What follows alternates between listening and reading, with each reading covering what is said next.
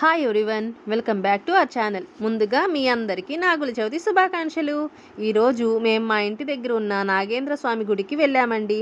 అక్కడ గుడి భక్తులతో కిటకిటలాడుతుంది. అక్కడ ఒక పెద్ద క్యూ లైనే ఉందండి.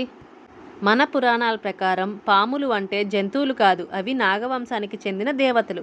వారిలో అనంతుడు, వాసుకి, తక్షకుడు, పద్ముడు, మహాపద్ముడు వంటి మహానాగులు ఉన్నారు. వీరు భూమి కింద నివసిస్తూ భూమిని స్థిరంగా ఉంచే శక్తిగా భావిస్తారట. భగవంతుడైన శ్రీ మహావిష్ణువు శేషనాగుడిపై విశ్రాంతి తీసుకుంటాడు. కాబట్టి నాగదేవుణ్ణి పూజించడం అంటే శ్రీ మహావిష్ణువుని పూజించినట్టేనండి. ఈ పండుగ సాధారణంగా వర్షాకాలం తర్వాత వస్తుంది. కాబట్టి అప్పుడు పాములు తమ పుట్ట లేదా బిళ్ళల నుండి బయటికి వస్తాయి. కాబట్టి మన పూర్వీకులు పాముల్ని చంపకుండా రక్షించాలని, వాటికి హాని జరగకుండా ఉండాలని ప్రజలతో పాలు సమర్పింపజేసేవారంటండి. మరి ఈ రోజున మహిళలు ఉపవాసం చేసి నాగదేవునికి పాలు సమర్పించి భక్తితో పూజ చేస్తారు. పాలు, జాగ్రం, పసుపు, కుంకుమ నాగదేవునికి అభిషేకంగా చేస్తారు.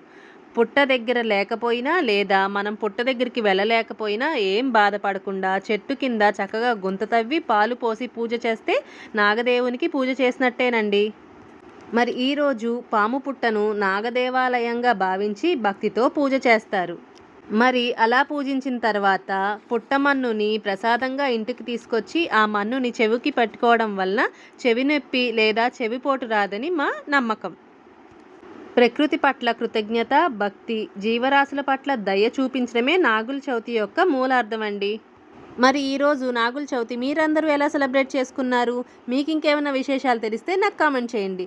మళ్ళీ వీడియోతో మళ్ళీ కలుద్దాం. అప్పటి వరకు బాయ్ మరి.